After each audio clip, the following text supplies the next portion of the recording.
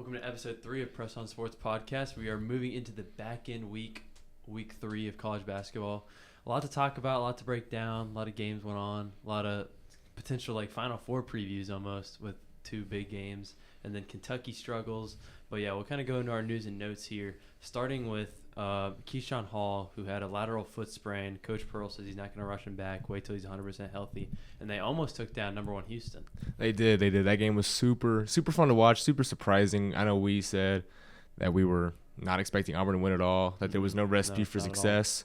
But they showed that their willingness to sit down on defense, and Todd Pettiford can score the ball a little bit. Keyshawn Hall, he still had a good game, got hurt late in that game. We'll see if he plays in the players' era. But Houston, when it mattered, got the defensive stops down the stretch. But Todd Pettiford looked like himself. He did. I was impressed. I know that's your guy. I'm not as high on him, but he looked like that PG1 he needs to be. For sure. And then we'll also move into BYU big man Keba Keita also is maybe out versus Wisconsin on Friday. That's a huge loss for them. Yeah, I just checked before he went on air that he is trending towards out. So he's out, and so they're not got their starting forward either. No. Kendra Davis, he pled not guilty to his DUI charge, which turned out to be marijuana, not. Gotcha. Which doesn't matter. It's still illegal. And so they'll be out a 3 and a 5 for the foreseeable future. This is big. Going to Salt Lake City to play in the Bad Boy Mowers tournament. They play Wisconsin. We'll hit that game later, but this is a huge blow for them. Yeah, trying to get another big quad 1 win, and obviously without your big man and your starting 3, it's going to be tough for BYU going forward. Yeah. And then also kind of no mid-major minute. Unfortunately, our boys UT Martin came up short. They fought so hard, didn't they? Yeah, the second half it got to them hard. But Arkansas versus Winthrop up late in the game. Arkansas basically had a less second shot to beat them. Kind of a WWE brawl almost. That was one of the crazier endings I've ever seen. The big man for Winthrop, I don't know his name off the top of my head, number 55, was absolutely cooking them in the low post. Yeah. Had 4 straight in the last 2 minutes. Winthrop was up 3 or 4 in the last minute. Long story short, Arkansas came down, and on a fast break, Nick Pringle scored the go-ahead bucket. And that same big man kind of put him in a chokehold, kind of not. Depending who you're a fan of is how you see the game. Yeah, for sure. I'm not the biggest fan of Arkansas, so I saw it as Arkansas player was in the wrong. Nick Pringle slams him to the floor, picks him up, throws him. Long story short, double technical, and they get a stop. Arkansas wins the game. But the fact that they were even that close in that WWE brawl is kind of embarrassing. Especially at home versus Winthrop, and you had a guy like Malik Thomas who dropped dang near 30 and still, 6-man dropping 30 points. Yeah, and still almost came out short. Coach Calipari post-game said, we got to go back to our 8th grade basketball. Yeah. Passing it a lot. So I like that. He's being blunt. He's not blunt a lot, and I like that. I like that statement. Yeah, I like it out of him. Can we talk real fast? Bud Walton Arena was empty. Yeah, it was empty. That's bizarre. Come on, donors. I thought, you want your basketball team. You're paying them $10 million. I don't care if it's Winthrop. You got to give some donor money. I know. I don't care if it's Winthrop. Fill out your stadiums. It's an SEC team. You guys have Final Four hopes. Yeah. Go watch your games, guys. I agree. What are we doing? I agree. Then we'll kind of move into our first segment here, truth or turnover, which kind of go ahead to the big game. Obviously, Arizona gets a huge one at UConn. It's huge. Should Arizona be ahead of Houston and Purdue in the AP poll? See, I don't know how they couldn't be. You have 3 top 15 wins. 2 of those wins came against number 3 teams at the time, Florida and UConn. Yeah. None of those games were at home. Yeah. This is not a knock on Purdue or Houston, but Arizona is the best team in college basketball right now. The resume says it. The eye test says it. Yeah. Tommy Lloyd is that guy right now. He is cooking. He's got them boys right. The physicality is there. Arizona is a force to be reckoned with right now. Yeah, you have 3 top 15 wins. At this point in the year, that's unbelievable. And you go into Big 12 play. I don't see how they shouldn't be one. But also, I guess it is a respect thing for Houston and Purdue. But Houston was in a dogfight against Auburn. That's why they got dropped down to number 2 because they were didn't play well. Purdue played well against Alabama. They moved to 1. Purdue versus Oakland, it didn't look that great for them, for Purdue. So, I don't know. I think Arizona should also be the number 1. Yeah, at the end of the day, these rankings just don't matter at all. Because they're not the ones. Just like college football rankings we see, those clearly don't matter. Right. But just matters around in March who's going to get seeded where. Well, right now, based off what I've seen, Arizona's the best team, and Purdue is a close second. I'd agree with that. Truth or turnover, we're moving to our second one. Kentucky. Got to hit on – should they even be ranked at this point? Kentucky has just looked like a shell of the team we thought they were going to be. Should they be ranked? No. Are they a top 25 team? No. Are they a top 50 team right now? No. They're not. If you're going right now, this Kentucky team, they can beat bad teams. They lose to good teams. They're just another mid-major right now. They're not good. Yeah, they're the bottom of the SEC.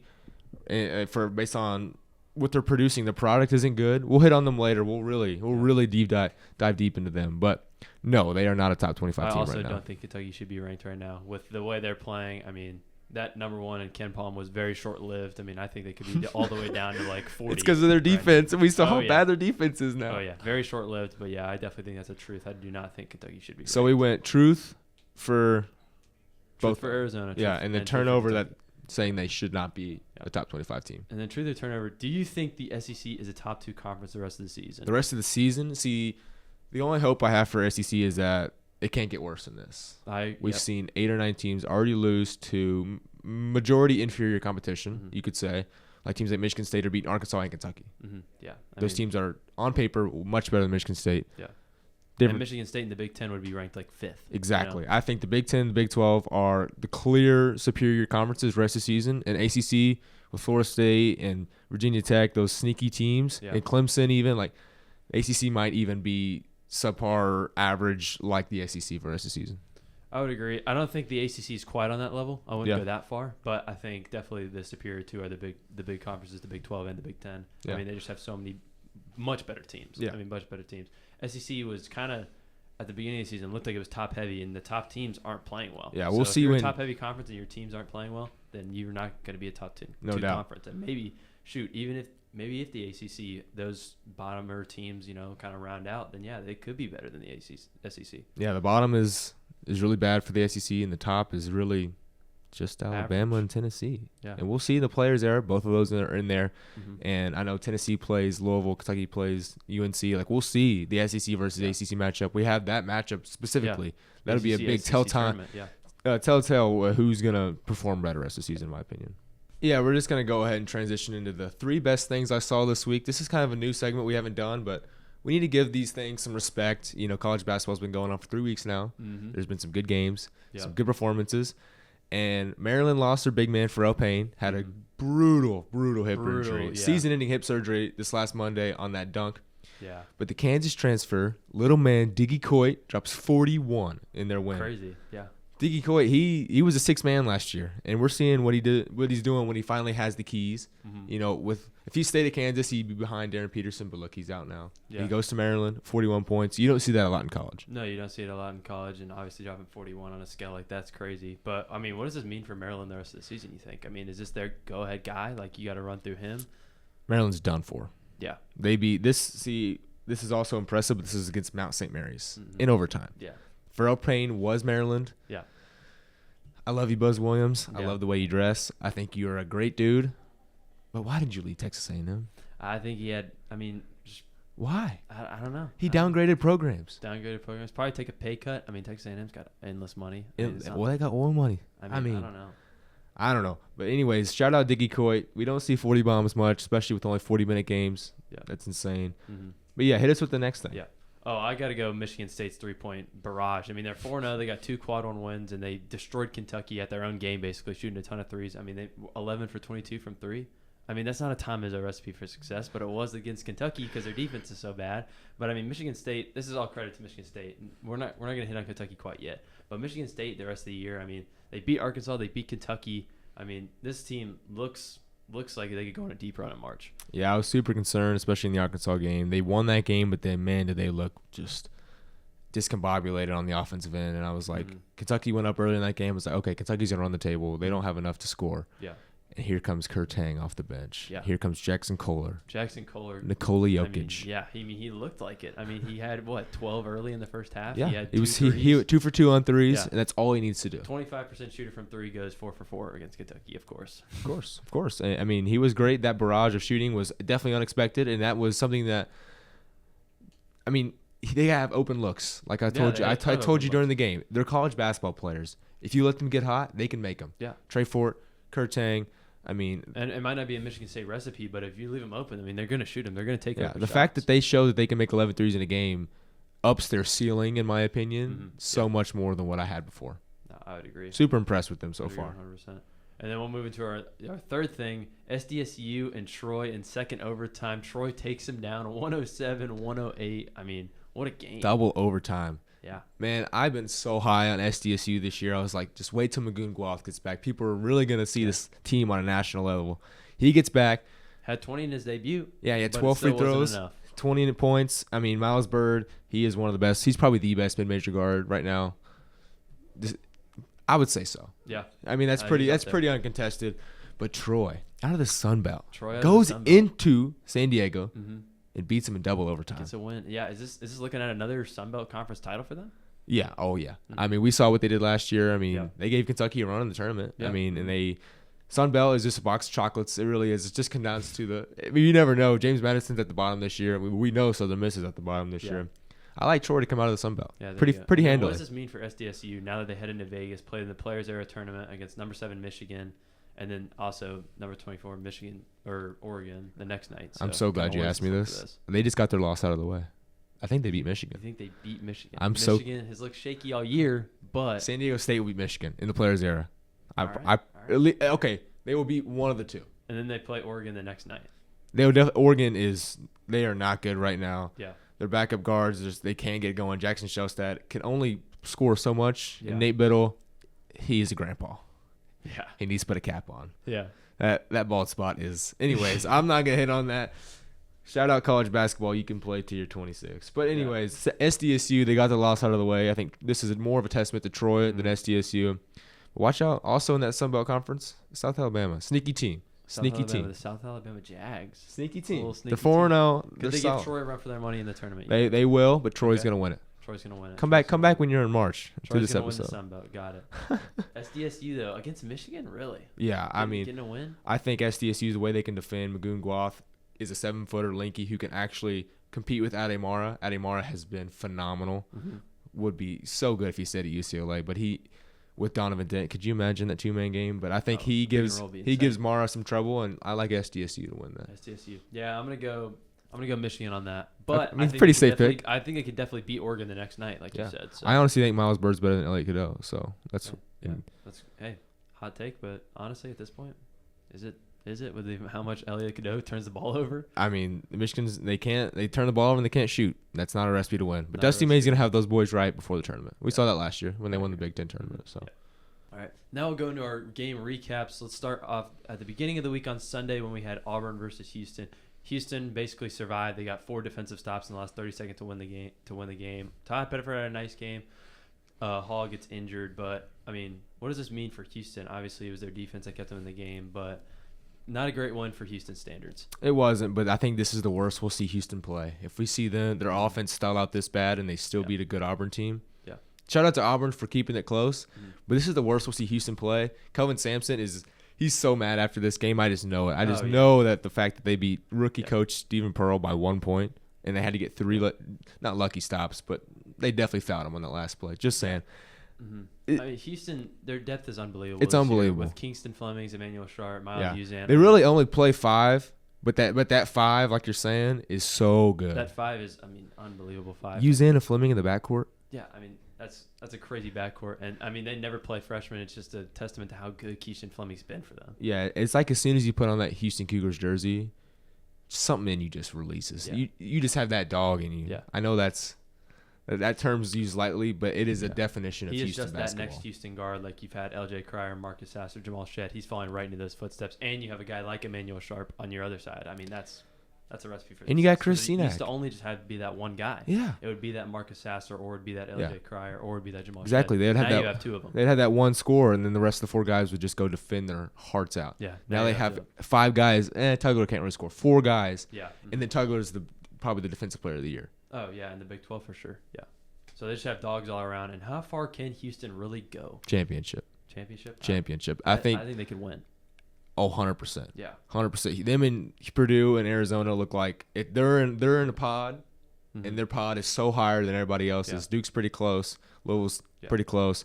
But those 3 have really separated themselves. I'm a big fan of Kelvin Sampson. I love the way he runs his program. Yeah. Houston can go far. I mean, there's a reason they're both in our Final Fours, right? Yeah. I mean, this team's defensively is obviously going to be off the charts. They're going to be Ken Palm #1 all year. The offense can look just their offense looks so much better than last year. It looks so much better than last year just because of the amount of guys they have. Yeah. And they're putting so much in their basketball team. Kelvin Sampson's got that program right. They are moving Houston to the Final Four. Yeah. I think no doubt because last year we saw them be up by double digits with Yeah. under 6 to go versus Florida. Houston was your national champions last year. They sold that game so hard. Kelvin Sampson, he's got that fire just ignited. Houston's gonna go far. Yeah. But kind of moving into the Auburn side of things, it was nice to see Todd Pettiford have a pretty good game. Obviously, the box score might not say that he only had 15 to finish with, but it was a good bounce back for Todd Pettiford. Kind of kept them in the game late close. But then Houston gets their 4 defensive stops, and Keyshawn Hall goes down. Yeah. But Auburn moving into SEC play, it should be a semi-confidence boost for them. Obviously, you lost, but hey, you were in the game with the number 1 team in the country. Yeah, I would be super confident if I was them. I would just be super hopeful that Keyshawn Hall can be back before the Players era. I know that's next week. They really need him because they can get some huge quad 1 wins, even if they.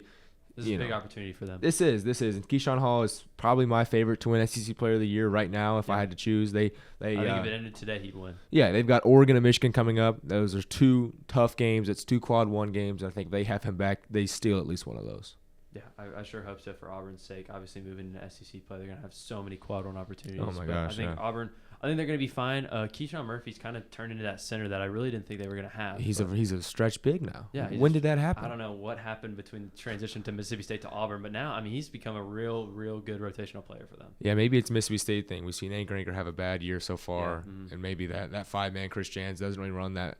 He kind of leaves that 5-man out, and Auburn runs a 5 out, and they get everybody involved. And we've seen Keyshawn Murphy's been a pleasant surprise, to say the least. I think Auburn's kind of been a pleasant surprise. Obviously, their first game against Bethune Cookman goes into overtime. But then, hey, you go and lose by 1 to Houston where they stopped you 4 times in a row. Yeah. You kind of like your chances in that game. How about Bruce Pearl in the stands holding Stevens' baby? Yeah, of course. That's awesome. That's just the dad being a dad. I bet he's so, stress-free now. Or, he has more stress. Yeah. Think about it. He's, now watching his son. See how he reacts. Now he's an Auburn fan. Bruce Pearl's living life, bro. Oh, yeah, living life. He's a CBS analysis. CBS analysis. That guy's just living the life. Shout out Bruce Pearl. Just casually takes Auburn to 2 Final Fours, retires, and gets to be a granddad, and now he's just living the life. But, kind of what do you think Auburn finishes in SEC play? Obviously, I think we both predicted him around 5 or 6. Are we still thinking around there? Or I think this team is not very deep. I think their coach is inexperienced.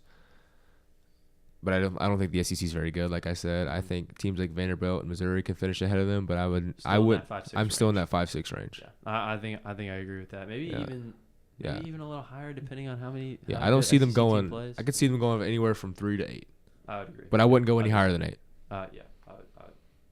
We'll put it at that. Yeah, and you want to move into the Champions Classic? Yes. Probably my favorite, other than the Maui tournament, which rest in peace, the Maui tournament, is the Champions Classic. Partly because Kentucky plays every year, so we get to watch our team play in the Garden or a big NBA arena. But go ahead, give me your initial thoughts on the Kentucky side of things. We saw them lose by 17 to an inferior Michigan State team.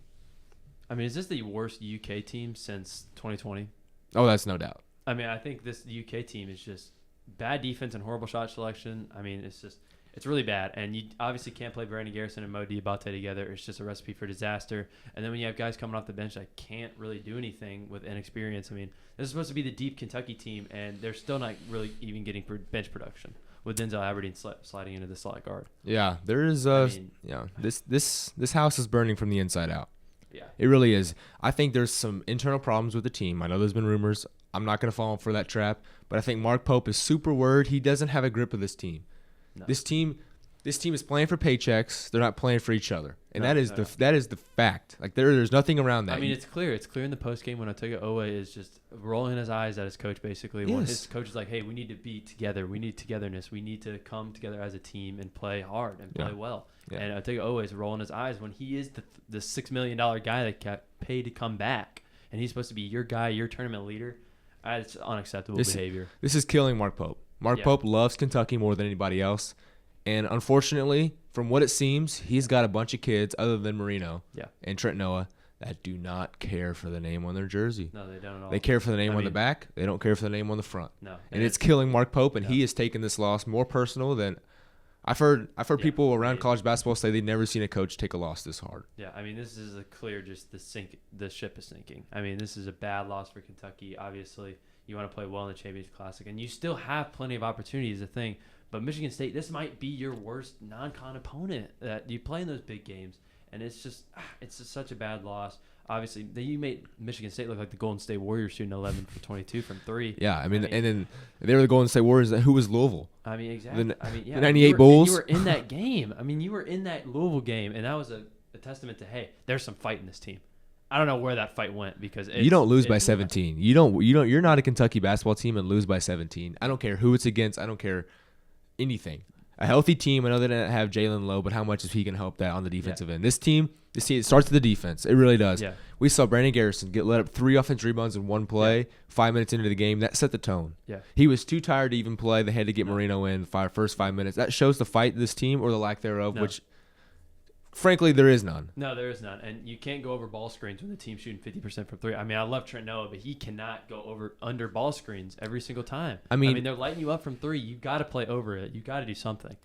I don't know what the recipe is, but this is a disaster. We haven't seen this. I've probably watched every Kentucky game since the 2012 championship season. Yeah. This is the most worried I've ever been about a team. I'd agree. I think the panic meter right now, I put last week at a 4. It's at an 8 or 9 right now. I mean, how could it go any higher? I mean, it could be at a 10 right now. I guess it'd be at a 10 if they lost to those mid-majors. I would say the only reason I'm at an 8 or 9 is because you still have opportunity and you get them at home. But, I mean, this is rough for Kentucky. Who's their go-to guy? I mean, I guess it's Denzel Aberdeen. Purdue's got Braden Smith.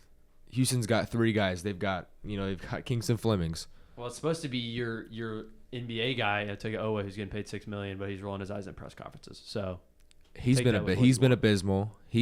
What was so good about Owe last year is that he took great shots, was unselfish, and could play great defense.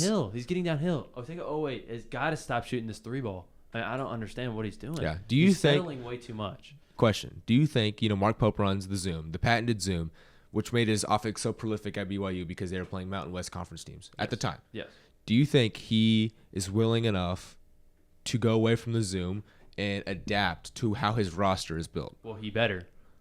I mean, when you have big men like Brandon Garrison out there from 40 feet away trying to do a dribble handoff, I mean, what are you trying to do? And you have Mo Diabate sitting in the corner. You have to adjust. You can't keep running these sets when you don't have the team to do so. I mean, I know the depth of coming back of Lowe will help come back. Obviously, Quainance, when he comes back, will help. But right now, for the team being, no, you cannot run this type of offense. Yeah, I totally agree. I think that you have to adapt, and you build a roster around your offense, and they have failed to do so. So, Pope, how are you going to respond? Yeah. Can you go 4 out, 1 in? Have Garrison down low. Have Marino down low. Be that post guy. Run some post splits off of him. Something to get them moving. Yeah. I can count on one hand how many times Kentucky got the ball inside the paint. Mm-hmm. They need to have like a 4-pass rule or have somebody sit in the high post. I mean, and you have 4 bigs that play. Yeah, you're not making the defense work. You have Yelovich, you have Mo Diabate, you have Moreno, you have Garrison. You got to get a paint touch. Yeah, and the embarrassing thing about that is we can't run small ball because we can't rebound. Our best rebounder is 6'8". It's like there's nothing you can do really. There's nothing they can do. Kentucky loses. I mean, obviously Michigan State, give them credit. I mean, they had a tremendous 100%. They had a tremendous night. I mean, they shot so great. Their defense was incredible. Their defense was great. They didn't let Kentucky get anything. Kentucky got forced into 10 seconds on the shot clock, whereas Denzel Aberdeen shots, and Michigan State played amazing. So credit to them. But man, this looks bad for Kentucky. Yeah, I mean, we could go on for days about what I've seen wrong, and the worst part is. There is so many worst parts. I can't even pick one. But the worst part is just how people are responding. Yeah. Kentucky fans are acting like this is the end of the world, which it's close for Kentucky fans. Pope is worried. The players don't care. This is a bad look. I mean, we've heard Pope rumors now about him even being a coach, which is crazy to say after. That's a little far. I mean, it's a little far. I mean, I'll admit I was saying that during the game. In the moment. A little crazy. I mean, but now that we're questioning that, it's getting real for Kentucky, and they got to figure it out quick. All right, let's go into our second Champions Classic game, Kansas versus Duke. Kansas, I'm pretty pleased with Kansas' effort. Obviously, without their main go-to guy, and they still best player in the country. Obviously, the scoreboard didn't kind of reflect how this game went, but yeah, Duke kind of handled, but Kansas kind of pleased with their effort. Yeah, I had to watch this game in shame. You know, as a diehard Kentucky fan, I was obviously disappointed in the effort. Mm-hmm. And so as a college basketball lover, which I am, and I watch as much college basketball as anybody I know. Yeah. Same with you. Mm-hmm. And so I watched this game, and I tried to have a positive outlook on it, and I did. And I think Kansas's ability to stay in that first half, I think they're down 1 at halftime, was super impressive. Yeah. They were super resilient. I was like, who's that going to be that guy to step up? and it was Trey White. Trey White, Illinois transfer. I mean, he was showing he had a little bit of Shea-esque in him, where he was just getting to the line over and over. He had 7 free throws in the first half. Yeah, I was super impressed from Trey White. Spots. Yeah, but ultimately, this is Bill Self's team. I know he struggled in the last year, but he's gonna find a way to adapt. Oh yeah, 100%. I mean, I think Kansas is going to be just fine in Big 12 play, especially when they get their go-to guy back. I mean, this is a Duke team that's Final Four or bust for them, so I totally understand. But Bill Self's got his team right. I think Kansas, obviously we were all pretty low on them because it was just really the starting five. We didn't really know who's going to step up into that role. Obviously, hey, if Trey White could be a player for you, then hey, look at Kansas. I mean, they could be a sneaky team in this Big 12, sneaky team in the tournament. Obviously, we're only – I think they started off the rankings at 19th in the country. Yeah, they're 24th now. Yeah, I think they definitely should stay in the top 5. Yeah, I think top 25. Sorry. Yeah, I think they should definitely probably move in maybe like a sneaky top 15 team to finish the year, somewhere around there. I mean, yeah, we'll see Darren Peterson. This team is definitely not the most talented. I would like to see more from Melvin Council. He had a 14-point game, was good, but what I really was disappointed in was Bryson Tiller. Yeah. He kept him in that UNC game. He shot a lot of threes. He fouls a lot, and that's all it really did in the Duke game. But let's transition to Duke. Kansas was obviously impressive. They lost by 12, but it wasn't that bad. It was more like a 5-6 game point loss. But Duke, this team is not extraordinary now. It's not the Duke this is the Duke team that's gonna usually in the championship class they kill people. I mean, they beat Kentucky by 30 one time when they had Zion, so it's like and Kentucky had Tyler Hero and PJ Washington, so you were expecting that kind of from Duke, but they really didn't. Cam Boozer wasn't perfect, but a very good 18 and 11. Isaiah Evans showed his ability to put the ball on the floor, knock down threes. Obviously an NBA player, going to be a first round pick. Caden Boozer hasn't really done much, but he kind of had an okay game, 7, 4, and 3. But this Duke team, it's not the dominance of Duke that you're expecting. They're not playing up to their abilities, which is great, but they're still winning games. This is so impressive. Like they're not playing great. They don't look awesome. They're not pleasing to the eye to watch right now, and they're still beating. They're still beating Kansas. I don't care if they don't have Peterson. They're still beating Kansas. Kansas is a blue blood, and they beat. I think that's their only big game so far. But they go into Army and they win. Yeah, they had a scrimmage against Tennessee where they look great. That's what I was thinking of. Yeah, I mean Cam Boozer. He's definitely cooled off a bit, but his just dominance and his ability to rise up over the defense. Oh, yeah. I mean, he's going to average over 11, 12 rebounds a game. Yeah. I mean, it's unbelievable. Duke, I mean, they're going to be totally fine, but Kansas also, this shouldn't be like I'm pleased with both teams. And if I was fans of both these teams, I'd be super happy. The potential for Duke is up there with that first echelon of teams we had with Purdue, Arizona, and Houston. Yeah, 100%. And now we'll kind of move in. Speaking of Arizona, we'll kind of move into that game, obviously. Top 5 showdown, UConn and Arizona. I mean, probably the best game of the season up to this point. I mean, this is Jaden Bradley's team. Obviously about Koa Pete, but I mean, he's got 21 points. I had 21 points in this one, averaging 21 in the big 3 games. I mean, Arizona, how far are they going to go? Shout out Tommy Lloyd for scheduling these teams. Oh, yeah. We're not even. I mean, 3 top 15 We're not even 3 weeks into the season, and he said 3 top 15 matchups. It's crazy to say. This Arizona team is so good. I love Koa Pete. I mean, he is just a human wrecking ball. If you see him on any offensive rebound, he is knocking people out. He doesn't care. He's a Dan Hurley type of player. Yeah. You know what I'm saying there, where he puts his nose down and he's going to hit you. Yeah. But also, he can shoot mid-range shots. He can dunk you. He can dunk on you. He can post fade on you. He's not going to shoot the 3, but I mean, he can stretch the floor a little bit. He had 16 and 12, dominated Caravan, who guarded him, who's a senior. I could not believe Caravan was on him. No, yeah. I thought I was watching. I thought maybe that's some switch. I was like, then I could put Jaden Ross or Jalen Stewart on him. Like, what's going on? Get some length on him. But they just kept sticking to Caravan. Caravan might have been the one thing. Like, hey, I got him, coach. Yeah. Dan Hurley should have slapped him in the face and got him out of there. If Dan Hurley's as intense as he is, he'd be like, no, get off him. I mean, come on now, Dan Hurley. But, yeah, is Dan Hurley down the stretch, tries to settle for a 2. They missed both free throws. I mean, that's a pretty bad coaching moment. I could not believe that. I mean, out of the best coach in the sport, I believe. I mean, I think we all kind of think that. I mean, odd to settle for a 2 with 9 seconds to go. That was clearly the play, too, because Silas Demery was like, he was probing. He was trying to find a lane. Yeah. He was never looking at the rim. Yeah. And he dishes off to Eric Ryby, who almost gets to the N1, like this close from an N1. And then, of course, misses both, and both the shots hit the rim like 4 times. Yeah, I mean, bad. I mean, as good as Arizona is, this is a pretty bad loss for UConn, I would say. Yeah, but I think this UConn loss, this shows how different this team was from last year. Last year, this team had no fight. This team, it was not the most talented, but neither is this team. This team's much more talented, but it's not over the top. Yeah, it's not the UConn dominance. But UConn I just love the way they play. They play so hard. Like, you could see their players were visibly disappointed. Like, we've seen some other teams lose and be okay. Yeah. You know who. But, this team, they just dive on the floor. They want to win. And every time UConn loses, I'm like, okay, they're going to be fine. They're going to be fine. But shout out Arizona. Shout out Koa Pete. Shout out the captain, Jaden Bradley. I mean, they got punked. I mean, Dan Hurley said it himself. Yeah. So, I mean, nothing like Dan Hurley. He's gotta flip the narrative off. Okay, the narrative is they lost at home. Okay, how can I change this? Rips the paper. Rips the box score. Rips the box score in half. But yeah, I mean, obviously the decision to go take the 2 down 3. But yeah, he'll sleep on that and regret it. Yeah, we'll be all right. But I thought this UConn team was super resilient. Arizona was impressive right from the get go. They were up and they controlled the lead. Midway in the second half, they got up to, I think it was 53-40. Yeah, up 13, and UConn just kept fighting. Yeah. Just kept fighting. I mean, big shots from Jalen Stewart. Solo Ball finally stepped up. He had some good floaters. And Silas Demery, he's that point guard they needed last year. Yeah. This team is good. Malachi Smith as a backup. This team's deep. This team's good. But also, they showed fight. They even took the lead. Yeah. They went on a 22-7 run, took the lead. And just some late game, they got punked. That's what he's talking about, really, is that late game. Koa Pete was punking them down low. But I think they didn't have Terrace Reed. No. Terrace Reed's averaging 20 and 10. Yeah. I think this game's a little bit different. They back up Eric Ryby, had 15 points, but Mo Krivas was eating his lunch, and Koa Pete was. Think about that. That's supposed to be a bench guy. So and for a bench guy, Eric Ryby is elite. Yeah, capable to have 15 in a game like this. Yeah. But I think both these teams are just like the last game. Both teams are gonna be fine. But Arizona is clearly the better team right now to go into Gamble and beat UConn. There's definitely a reason they should be the number 1 team in the country.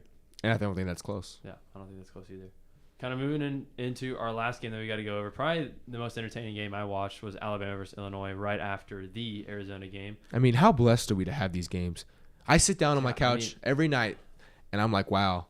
Wow, there's a top 10 matchup. Wow, there's a top 10 matchup. Yeah. Oh, there's a top 5 matchup. Oh, they're playing at the United Center. What are the odds in the middle of November we have 2 potential Final Four matchups? This isn't even in one day. Yeah. On a Wednesday. Yeah, on a Wednesday in middle of November we have 2 potential Final Four matchups. But LeBaron Philon, ice in his veins. Oh my gosh! Went on a solo 9-point run to end the game. Remember, we were watching this game together in my room last night, and I was like, "Oh, LeBaron Philon, 2 straight, 4 straight, 6 straight, 9 straight, 12." I mean, LeBaron Philon, he took over. Yeah, I mean, he might be the SEC Player of the Year right behind Keyshawn Hall. Oh well, yes, and it's not. It's really them two. They're kind of separating themselves right now. He struggled to start that game too. Yeah, he did. Yeah. And he got benched. Both guards, both Holloway and LeBaron Philon, kind of struggled to start the game. It was the others that really kept them in it. It was their glue guys, Houston Malek, Keaston Bristow. Those are my guys, bro. I kept saying they give them ability to run small ball. And then Taylor Bobolin, solid as always. 12 points. I mean, you never see him miss 2 shots in a row. No, and he can slide. He's about 7 foot. Yeah. He can slide over and help. He can play the 5. But yeah, what were your takeaways from Illinois though? I want to get ahead of Alabama real quick. Okay. But I mean, the coaching job by Nate Oates is just unbelievable. Yeah. I mean, let's think about the Alabama program. They had 10 tournament wins as a team before he got there. Under his tenure, they've had 11 tournament wins. In 5 years. That's just culture change, man. I mean, Nate Oates has just got these guys running. And, I mean, talk about Alabama a little bit. They slowed the game down in the second half, which was crazy to see out of Alabama. I know. I remember I would count on 3 straight times where they shot the ball with under 15 in the shot clock. I was like, that's insane. Yeah, that's for Alabama, I mean, that's just coaching adjustment. They knew, hey, let's kind of slow this game down, take it a little bit at a time. And then, hey, LeBaron Philon in the late pick and roll would just get right to the basket. Yeah, and they didn't have to play Aiden Sherrill. Their biggest weakness is Noah Williamson and Aiden Sherrill at the 5. And so what do? Illinois' best strength is their big men. They took a page right out of Coach Dagnall's book against Denver. Yep. For the Thunder, that is, and they went small ball. Small ball is in Taylor Bobolin at 7 foot. Yeah. But he's a skinny boy. Yeah. And they went small ball. It completely just erased. Flipped the game. Davin Mirkovic, he was seeing double teams down low. He had a miserable second half after having a masterful first half. Yeah. Took both the Ivisic brothers only played, I think I have like 20 minutes total or something like that. They took their strengths and they neutralized it. They neutralized it for sure. But yeah, shout out to Alabama getting a huge win. Illinois, I mean, basically a neutral site game, but it was basically. It was Illinois 90% of the crowd too. But Illinois, I mean, Arjoja Siriakovic, he's unbelievable. All-American first team at this point, had 26 on 11 for 16 shooting. He's just unbelievable, but did have costly turnovers down the stretch. Yeah, we saw those 2 where he tried to spin back and would throw them, and then that led to easy fast break points when they were only down 3 at the end of the game. I think he was super impressive. I don't know what happened his freshman year at Cal. Yeah. He was super mid. Yeah, he was just. And when they got that transfer, I was like, okay, Page's son is getting publicized because of his dad. Yeah, and now he's an All-American first-team player. I'm sorry, Andrei Stojakovic. Yeah. I'm sorry. Big apology. Big apology. You were looking like a lottery pick. The way he took over that game, it literally was Stojakovic versus Philon. It was like a 1v1. He's Solo just getting battle. to his spots, just getting downhill. They were literally clearing out and just going ISO. Yeah. And he's getting to the basket at will, which is out of a Stojakovic kid I don't really expect. But he's just getting right to the basket, getting to his spots. So many and ones. Every time he gets to the nail, it's going in. Yeah. I believe it's going in. No matter who's on him or how close they're guarding him, he is legit. Now we'll kind of move into our game previews that we got. Obviously, kind of starting feast week, man. Best time of year. And we got a top 25 matchup. We got number 9 BYU versus number 23 Wisconsin. Yeah, this is going to be fun. Like we mentioned at the top of the show, BYU's missing Kenner Davis. Probably missing Kay Bakeda with concussion. Yep. Hopefully he gets well soon. Yep. He's my guy. He's their catalyst. He's their motor. We'll see. I mean, Wisconsin hasn't been tested yet. BYU has been tested. They played Villanova and UConn. And UConn. And I think BYU they're going to come out firing. They don't want to lose again. I think BYU is also going to come out firing. Give me BYU to win this game. I just think Richie Saunders and AJ DeVance is going to carry that team. Also, you have Rob Wright. I mean, BYU's in my Final Four, so I got to ride with them. Okay. I like that. Yeah, we're going to see AJ, Richie, and Rob Wright have averaged almost 60 points a game this year. Yeah. I mean, That's insane. That big three is probably the best big three in the country. Oh, I don't think it's close. Yeah. I don't think it's close. I think we need to see a even bigger game from Richie. I'm talking like 30 piece. Yeah. I mean, Wisconsin, I think we all know what BYU has and what BYU brings. Their pro-style offense, Kevin Young. They're going to have guys like Diamande and Dawson Baker step up. And, I mean, they're 5-man. That's the one thing. They have one 5-man, and he's out of there. Now, last year they had Catchings, and now he's gone. He's at Georgia. But Xavier Staten and Boscovich are really going to have to get some rebounds, compete with Nolan Winter, returner, junior, 7-footer from Wisconsin who can stretch the floor and can really rebound. This is going to be a fun one. Yeah, how about Wisconsin's elite guard duo of Nick Boyd and John Blackwell averaging 40 points a game pretty much. Yeah. I've been waiting for this game because nobody's talking about Wisconsin. But this team is stacked. This team is so stacked. This team is good. I like Wisconsin. I think Greg Gard's a great coach. I think it just took him some realization that, man, maybe I shouldn't have the slowest paced offense in the country. Yeah, don't underlook this team for sure. No way. Yeah. No way. I think we were high on them in our rankings. We got some backlash from having them over Illinois. That's obviously not probably true. That's obviously not true. But we'll see tonight. Yeah, we'll see tonight. I'm going to go with BYU, but Wisconsin's going to put up a good fight. That elite guard duo is going to score a lot. They're going to go. Noah Winter's back for his junior year. Wisconsin's going to put up a fight, but ultimately give me the big three in BYU. Yeah, this is just going to come down to how well BYU can defend their Euro action. They run a Euro action, which means they have two bigs in the slots. They throw and go, which means they just kind of let the guards just do whatever they want. They let the big screen outside, and they space it out. And this is going to be who can make more shots. And if Kay Bakeda he averages like 11 rebounds a game, who's going to be that guy to really step up in the physicality area for BYU? And if they can't do that, Wisconsin's going to roll them with John Blackwell and Nick Boyd. But ultimately, this game's in Salt Lake City. BYU fans travel. Give me the Cougs. Yeah, give me the Cougars as well. Now we're kind of moving to the Baja Mar tournaments. Purdue versus Memphis. We don't really have to touch on this game. Oh my gosh, this will be a 50-point blowout. Yeah, Memphis is just not very good. They've struggled. They lost to UNLV and Ole Miss this year. Clear weak link. I mean, Purdue by 40 probably to start this tournament. Penny Hardaway. See you later. Yeah. See you later. I think it might be time. Yeah.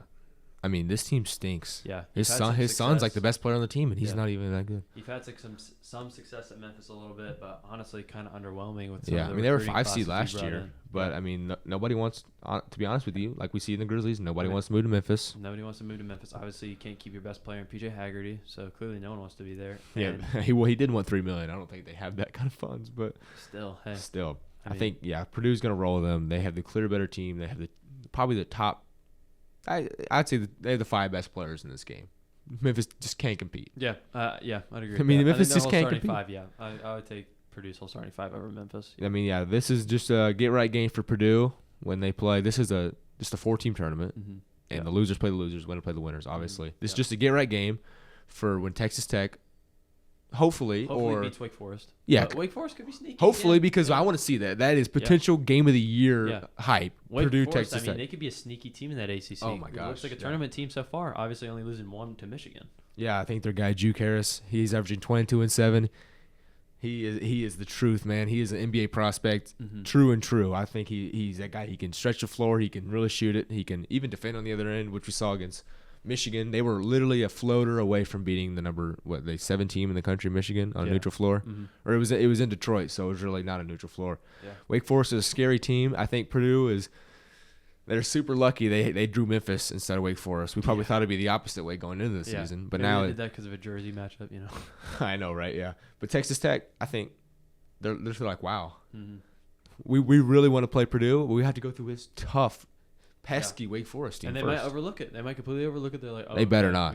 We got Wake Forest, you know, but then we're gonna play Purdue. You cannot overlook this game at all. No way. I'm super excited to see how Wake Forest matches up, to see if the ACC is really that deep. Yeah. Because this is one of the teams that could turn the tide. Them and SMU, those teams you don't know much about yet, but can really compete. This is going to be a fun one. Yeah. I mean, I think it's going to be too much for Wake Forest to handle, obviously. I think JT Toppin alone probably is going to be too much for them to handle. Give me Texas Tech, but, I mean, that's setting up for a great matchup of Texas Tech versus Purdue. Yeah, I mean, I love Texas Tech. I obviously had them in my Final Four. I haven't seen a lot from Christian Anderson, sorry. Shout out Packers legend Christian Watson.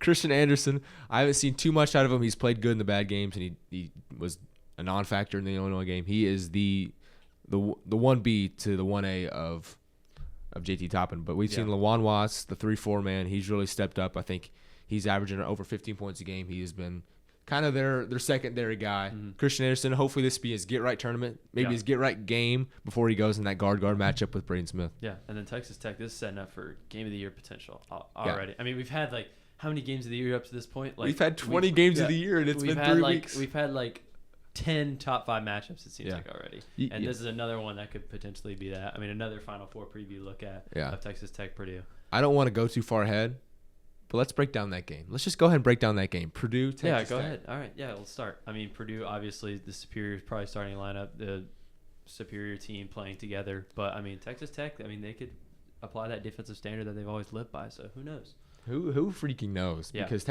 Purdue, I saw them in person against Kentucky, and they looked horrid. Yeah. Horrible. Trey Kaufman ran. I was like, this guy, people have this guy All-American first team? Yeah. Sorry, TKR. Yeah. Oh, sorry, I forgot who you are. Playing a little bit through injury, probably, maybe. Yeah, I think he's finally healthy. Yeah, finally. I'm a big TKR fan now. I think I've kind of turned the table. I think this team was great against Alabama. Was excellent, and he was the 5-man obviously last year, so he had to play a different role. Yeah, they have Oscar Clough. They now have Oscar Clough and Daniel Jacobson's back healthy. Yeah. He's playing his role, his short role business, instead of being that deep role, high ball screen kind of guy. He can do his thing. He can make his funky jumpers. Yeah. But this is literally, he is just a little bit shorter JT Toppin. Yeah. When do we see college basketball in 2025 have 2 players that love the hook shot? None. Until you run into Purdue, because Purdue's always got an elite big man. They do. So. I mean, Oscar Clough probably hasn't lived up to the hype that people thought he was going to be. People thought he was always going to be this bruiser like Zach Edey. No. He's not, but he's good. He has great splits. He does his job very well. Splits, and he's next to TKR, so a lot of pressure off of him. I think give me Purdue in this one. I just think they're going to be too much to handle. I think they're still probably the number 1 team in the country. Maybe Arizona is played more into that number 1 spot, but I still think if we were matching up, I still think Purdue is probably the best team in the country. So give me Purdue. Yeah, I just love that we're having such hard battles. Like, we don't know who's going to win this game, and it's November. Yeah. This is so great. We can't reiterate enough how lucky we are. The NIL has changed the game of basketball, but has also brought these great games together because now coaches aren't scared to play each other. Oh, yeah. Rosters are loaded. Yeah. Because it used to be we didn't know what team was going to be out there. Now we know how teams are going to play. We all know the players. But, yeah, like you said, Purdue probably has too much to handle. JT Toppin is probably the 2nd best player in the country versus the number 1 best player in the country, Braden Smith. But yeah, give me Purdue. I think they're better all around right now. Now we'll kind of move into one of the lesser tournaments, but really interesting in my opinion, the Charleston Classic. We got West Virginia versus Clemson in that. 2 teams that aren't ranked in their respective conferences, but West Virginia could be a sneaky team in the Big 12. Clemson could be a sneaky team in the ACC. Obviously, the big headline will be Hunter Huff versus Justin Porter, the transfer guards. Yeah, I'm super big on Justin Porter. I watched him a lot at MTSU. Love watching that MTSU team in the CUSA. Thought they had a chance to win it last year. Yeah. Justin Porter was at the helm. I think I'm glad he transferred. I think Clemson was a good fit for them. They had some guys leaving, some good guards leaving. I think he's going to step right into that role. But we haven't seen a lot from him. No, I mean, versus Georgetown, he had 7 points. I want to see more from him. Yeah. But on the other side, Honor Huff, yeah. UT Chat transfer, two small Tennessee schools, producing. Shout out Tennessee, baby. Shout out Tennessee, baby, best state on earth. Anyways, I digress. But Honor Huff, man, he's been spectacular. Yeah, he's been great for West Virginia. West Virginia beat Pitt by 22, kind of turned them around. I mean, West Virginia is looking like a sneaky team in the Big 12. Definitely don't want to overlook them. No, I think they got North Texas coach Ross Hodge.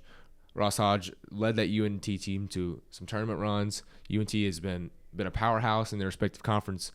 West Virginia might be back. Yeah, they might be back, and we'll see in this tournament. We'll see in this game. We'll see in this game. Clemson really hasn't found their identity yet, so it's kind of who's going to be that lead guy for Clemson, who can kind of step into that role. But this will kind of be the test game for them. Yeah, I think we will really see if Justin Porter's the guy, or if it's R.J. Godfrey, or if it's Nick Davidson for Clemson. We don't know yet. Like last game, it was Carter Welling. Carter Welling came off the bench as 6-man, and he had like their most points against Georgetown at 11. Yeah, we need to see who's going to take over this team and who's going to be that next Hunter Tyson or somebody like that. Next guy for Clemson. Yeah, for sure. I think I'm going to go West Virginia. Give me Honor Huff and the boys. I mean, they rolled over Pitt. I think they could potentially roll over Clemson. Yeah, I mean, I'm not too far off, but I think West Virginia's going to be really good. I think they can compete for that middle spot in the Big 12. But give me Clemson. I think this is a new team. They're gelling together, and I think they've got their loss out of the way. They went into a pretty hostile environment at Georgetown. Yeah, a good Georgetown, a 100% a tournament team, probably a top 8 seed or better. Yeah, which is crazy to say. But give me the Clemson. Give me the Clemson Tigers. I think Justin Porter separates himself as the guy. Yeah, 100%. Now, kind of moving into our second game, we got Xavier versus Georgia. Man, Xavier needs this game bad. Rich Pitino so far has not worked out for Xavier, and it's been bad. And Georgia's really solid in the SEC. They are. I think Georgia's one of the more surprising teams we've seen. They're deep. Once again, last year they were surprising. This year could be the same recipe. Why do we keep doubting Mike White? Yeah, why? I don't know. I mean, he does more with less, or more with less. Yeah. And I think this team is going to roll Xavier. I think Xavier. I think they stink. I mean, we were saying this about Georgia. They have obviously played nobody. They played a bunch of swag teams. And I think this Georgia's team, we don't know. I mean, they have Cannon Ketchens. Blue Cane's back. Jordan Ross is there. With the SEC being down, solid. This is looking like a top 10 team in the SEC, which is crazy to say. Really solid. We obviously doubted them. I think we both had them at like 13 or 14 in our SEC ranks, which was probably just way too low. Kind of overlooked their roster and Mike 100%. White. But Xavier, man, the Rich Pitino experience just looks bad so far. It's one of the worst experiences I think they've ever experienced. I mean, seriously. Yeah. Seriously, but we're losing to Iowa by 20. We're losing to Santa Clara. We're beating Lemoyne by 5. We're beating Marist by 4. We're losing to Murray State in the exhibition. I don't know. Nobody's a bigger fan than Rich Pitino than me. I don't know what's wrong. I was buying New Mexico shirts last year because of how good they were. Yeah. You don't have a Donovan Dent, I understand, but man, what is wrong with Xavier? It's still Xavier. It's still Big East. I mean, you can't tell them. I think there's a problem within, just like Kentucky. There's coaching problems and there's player problems. I think that's all connected. He's tweeting after the game, telling fans to not to worry. Your head coach should not be doing that. Yeah, not to worry. I'm worried. I'm extremely worried. I'm extremely worried for the Big East as a whole. Yeah. I think Marquette is looking awful. Xavier's awful. Right there. I mean. Xavier and Marquette, they're down there with the ball. I mean, they're looking rough. I mean, come on, Big East. I mean, you're supposed to be hyped up as that other conference, and I don't know what it's looking like. Yeah, right now. Shout out Georgetown for saving like them. 3 or 4. I mean, it's rough. It's rough, and you've seen UConn lose. Creighton got demolished by a mid-major team, Gonzaga though. But Big East is down. Xavier's going to be down this game. Looking ahead. Yeah, give me Georgia. Mm-hmm. So Georgia versus the winner of the WVU Clemson game. That's going to be a good one. That's going to be a separator. Yeah. I mean, if Georgia wins this tournament, I mean, shoot. Georgia's looking like a very underrated team in the country at this point. I mean, if you win both these games, I mean, you're looking like a top 30-ish team in the country, roughly. Yeah, so you have West Virginia winning. Who do you think would win in that game? West Virginia, Georgia.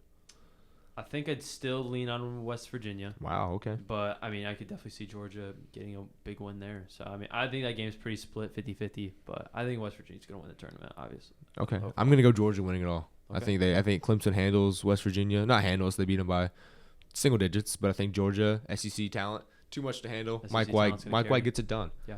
Mike White gets it done. I hope so. I hope so for Georgia's sake. Obviously, for the SEC, I want there to be as many teams as possible, as much representation as possible. I love watching the SEC. Yeah. So good for Georgia. Obviously, a very overlooked team. Yeah. And that's part on us and part on everybody. Sure. I don't think anyone had Georgia finishing in the top half of the SEC. Yeah. This is a solid little tournament, the Palmetto bracket. Mm-hmm. I mean, why not? Yeah. Why not? A little tournament. Just watch them ball. Watch them ball. Just watch them ball. And this is this weekend. Feast week is starting this week, which has never happened before. Normally it's a Sunday or Monday of Thanksgiving week. Talking about some little more games, we got Louisville and Cincy. I mean, I think Louisville's going to roll. I mean, they look like the best offense in the whole entire country. Hold your brakes a little bit. Whoa, Hold your brakes. They're not going to roll, but they're going to win. But this Cincy team is not bad. I'm telling you what, dude. Wes Miller is a great coach. I think Baba Miller and Dede Thomas, they're both back this year. They're an elite duo. They've had some off-the-court stuff. You know, obviously they got a guy kicked off. I think this team, Cincinnati's been overlooked. Wes Miller's on the hot seat. This game's in Cincinnati. Watch them to make some little bit of noise. Obviously, I'm gonna go Louisville by probably double digits, but they're gonna hang around. They're gonna be that pesky little team. Yeah. Yeah. You're not overlooking. I am. Oh, sorry. wow. Give me Louisville. I mean, they look like probably the best offense in the country. I mean, they're so up there. Me and you could probably run some pick and roll against UK too and look like the best offense. Very true. Yeah. In that regard. We did last night, didn't we? Yeah. Hey. But I mean, Louisville looks so solid. Give me Louisville. They're destined to at least go deep in the tournament, and this is just another one that they'll get under their belt against Cincinnati. I just think more people will realize Cincinnati's a decent team. They're right now I'd have them as a bubble team. Mm-hmm. He's fighting for his life for the coaching job. So you think this could potentially be their big win of the year? I don't think there's no chance they win. No. Well, there's a chance, but I'm not gonna pick it. But I think the Louisville fans are going to come after me if I call them not to lose. Louisville's going to win this game, but just Cincinnati's going to be okay. Yeah. Okay, that's all I'm saying. That's all I'm saying. And then we'll move in. Little fun little game, Virginia versus Northwestern. How far can Nick Martini take this team, averaging 20? Not very far. It is beat DePaul by 1, dude. They're so bad. I tried to give him a little bit of optimism. First year under Ryan Odom. I mean, yeah. This team is so bad. I mean, the Big Ten. Oh my gosh. Sorry, Northwestern. You guys need to be in like the MAC or something. I mean, are we kidding me? They're just getting stomped on. They don't even have a football field right now. Northwestern, they're a little small school in Chicago. Yeah. Why are they Division I? Yeah. It blows my mind. I know they've been a tournament team. Okay, yeah, we can score 50 points in the tournament and lose. Cool. We're cool. Hey, Boo Booey's gone. Sorry, guys. The Big East is calling. They need some talent over there. So I'm hanging up on the Big East. The MAC is calling. Hey, come compete with WKU. I think we'd give them a heck of a run this year. All right. Anyway. Lock back. Sorry, Northwestern. Holy cow. How about Virginia, though? First year under Ryan Odom. Virginia, complete roster turnover with only transfers and foreigners. I mean, this team is pretty unlike their other teams. Yeah, they scored 100 points the other day. Can you believe that? I mean, I haven't seen that since 2018. I haven't seen that. I mean, that is like when they were at the top. Yeah. I was going to say, yeah, about 2018, yeah. Okay. I mean, at UVA, we haven't. They've obviously played bad teams so far. This is another horrible team they're playing, but it's at least Big Ten talent, I guess. Nick Martini is really, really good. This is no sly on Nick Martini. They also have Arlington Page. Completely. I mean, that is no hate on Nick Martini though. No hate. Yeah. When they had Nick Martini and Brooks Barnheiser last year, and they were miserable. Yeah. They were like 14th in the Big Ten. Shout out OKC. Shout out Brooks Barnheiser. Hashtag hustle. Come on, baby. But yeah, give me Virginia, all things said, to roll. Sorry, Northwestern, but the MAC is calling. I'm hanging up. No, Northwestern's going to be really bad this year, obviously, but Virginia needs to handle business, especially after what we've said. I would look like an idiot after this. But Virginia, this is a new regime. I'm excited to see them. I have them in the top 5 of the ACC, so they should roll this game pretty easily. Yeah. And then kind of moving into our recap predictions, Wisconsin, BYU. We both picked BYU. And then calling our shot here, kind of, Texas Tech, Purdue. I think we both have Purdue, right? Yeah, barring any upsets barring in the first round, we both have Purdue beating Texas Tech in the championship. And you have Georgia winning the, what tournament? The Charleston Classic. And then I have West Virginia winning that. Obviously, UVA, Northwestern, both have Virginia. And then we both have Louisville beating Cincinnati. Yep, I think this is a good week of college basketball. Obviously, we're halfway through the week, and we've had so many good games. Another half of the week. Go watch some college basketball. Yeah. This weekend. Feast Week has officially started. Yeah. Let's go. Let's go. This is exciting. This is exciting. Thank you guys for tuning in. Peace. Peace.